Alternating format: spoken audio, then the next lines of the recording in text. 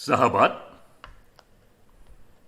kemerdekaan adalah ibu kandung dari segala peristiwa, karena dalam kemerdekaan berbagai drama dari satu ekstrim ke ekstrim lainnya dilahirkan di sana. Tidaklah heran peristiwa kemerdekaan, revolusi menjadi inspirasi yang tak pernah mati untuk berbagai karya sastra dan seni. Ini mengantar untuk masuk ke webinar kita kali ini, Komunitas Puisi Esai ASEAN yang ke-14 dengan topik patriotisme dalam puisi kemerdekaan. Yang menjadi pembicara sahabat kita Eka Budianta. Juga dalam peristiwa ini, dalam webinar ini, sahabat kita Datuk Jasni Matlani dari Malaysia memberikan juga sambutan. Peran saya mempertajam diskusi dengan mencari sampel makna kemerdekaan dalam 5 puisi. 2 di antara puisi ini saya ambil dari luar negeri yang ditulis oleh penyair-penyair dunia. Kita mulai dari sini.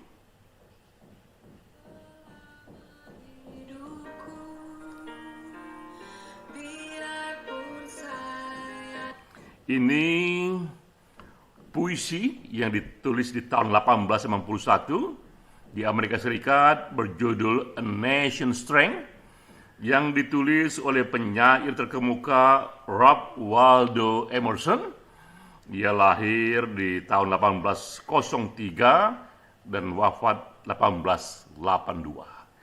Sengaja puisi ini saya cuplik karena ini puisi yang acap kali dibaca oleh warga Amerika Serikat ketika mereka memperingati hari kemerdekaan, dan kita pun mendapatkan referensi bagaimanakah suasana di sana dalam puisi-puisi ketika mereka merayakan kemerdekaan. Ini salah satu cuplikan isinya. What makes a nation's pillar high and its foundation strong? Not gold, but only man can make a people great and strong. Man who for truth and honor seeks. Brave men work while others sleep, who dare while others fly. Satu penggambaran yang puitik mengenai apa yang membuat sebuah negara itu kuat. Ini pesan puisi itu bahwa kekuatan sebuah negara, dalam lirik puisi ini, kekuatan sebuah negara bukan pada kekayaannya, tapi pada para warga yang berani membela kebenaran dan kehormatan. Di sebuah negara menjadi kuat bukan hal-hal lainnya, tapi karena individu-individu di dalamnya yang berani dan tulus bergerak, berjuang untuk satu kehormatan dan kebenaran. Kedua, puisi yang juga sering dibaca di sana, ini karya Walt Whitman. Ia seorang penyair, juga seorang jurnalis yang lahir di tahun 1819, wafat 1892. Judulnya I Hear American Singing. Ini puisi ditulis di tahun 1860. Puisi ini juga sering dicuplik, dibicarakan, dibacakan ketika penduduk Amerika merayakan kemerdekaan. Ini salah satu cuplikan isinya. I hear America singing the favorite carols I hear.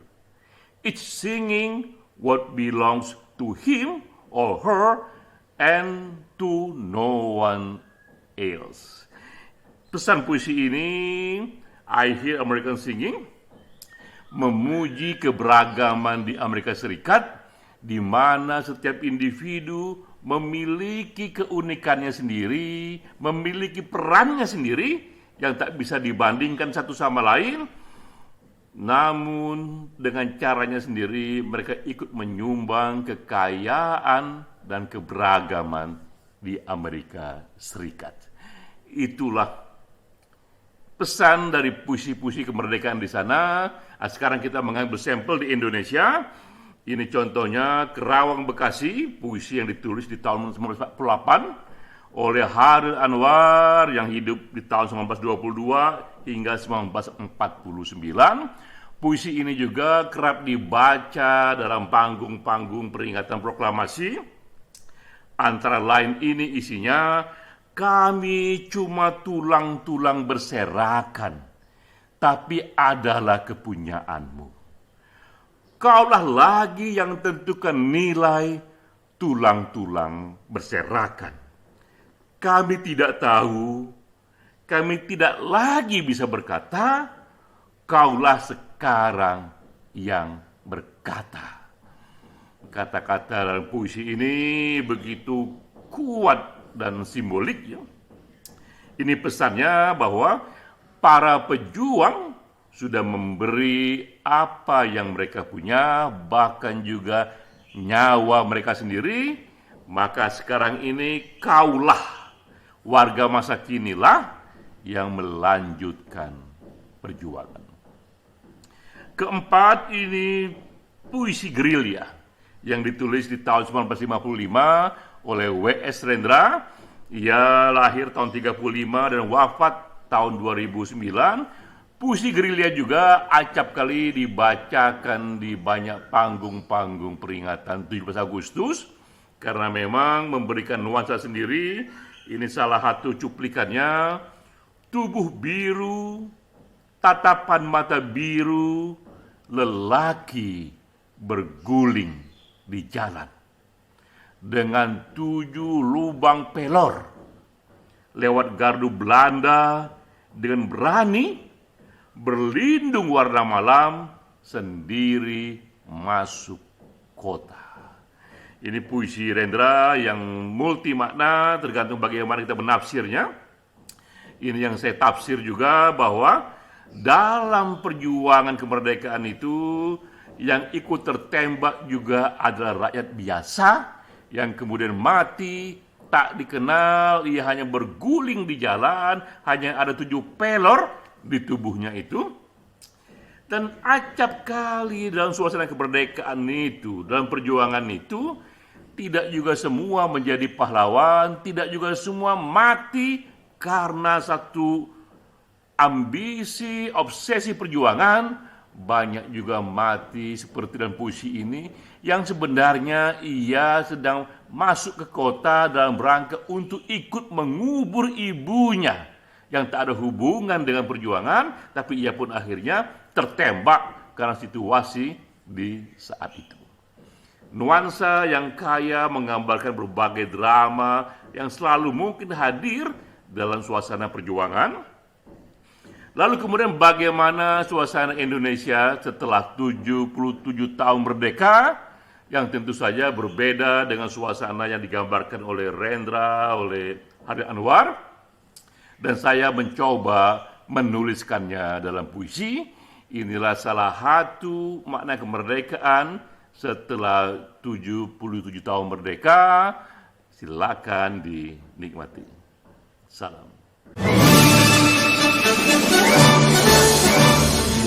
Suci Bendera 17 Agustus.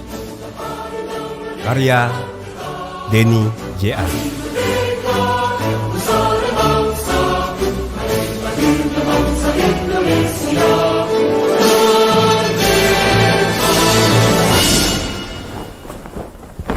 Ada apa dengan bendera itu?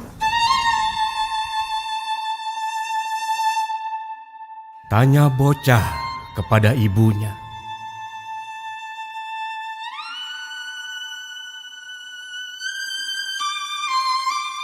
Sang ibu menatap itu bendera.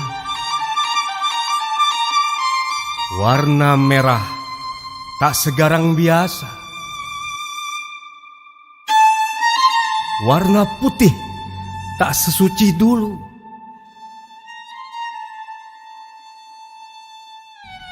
Bendera memang berkibar gagah melambai di balai kota. Tapi ia lihat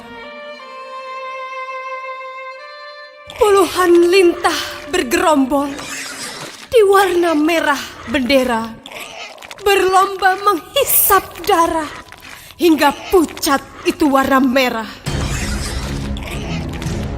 Tapi ia lihat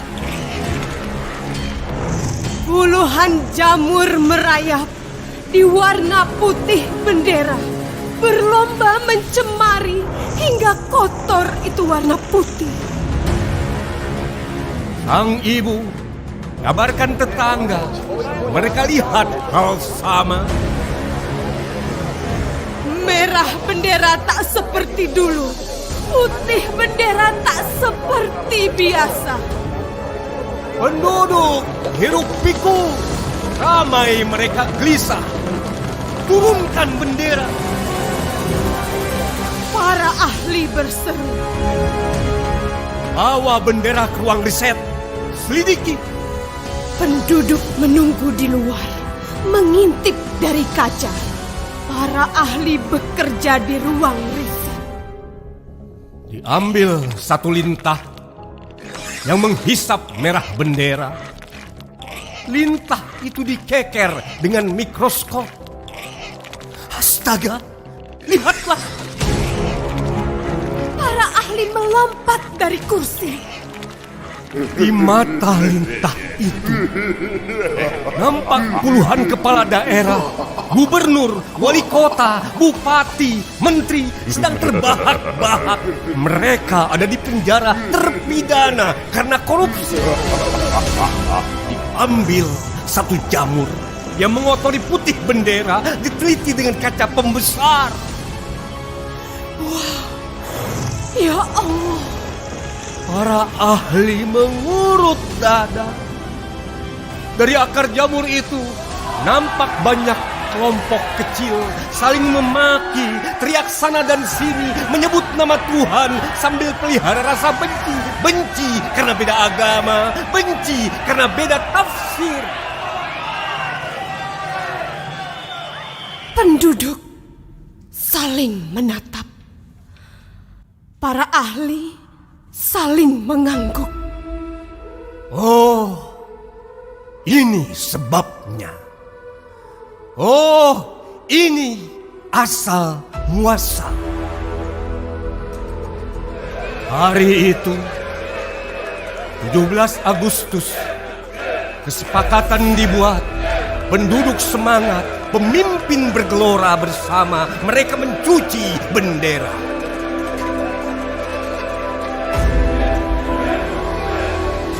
Lewat upacara, lewat pidato, para sepuh berkata, Kita buang itu lintah, kita buang itu jamur. Merah bendera harus garam, putih bendera harus suci. penduduk bertepuk tangan, mereka kur bersama. Kita cincang itu lintah, kita potong itu jamur. Lewat 17 Agustus, sehari kemudian, seminggu kemudian, sebulan kemudian, merah putih tetap berkibar. Tapi kembali lintah bergerombol di warna merah. Kembali jamur tumbuh di warna putih.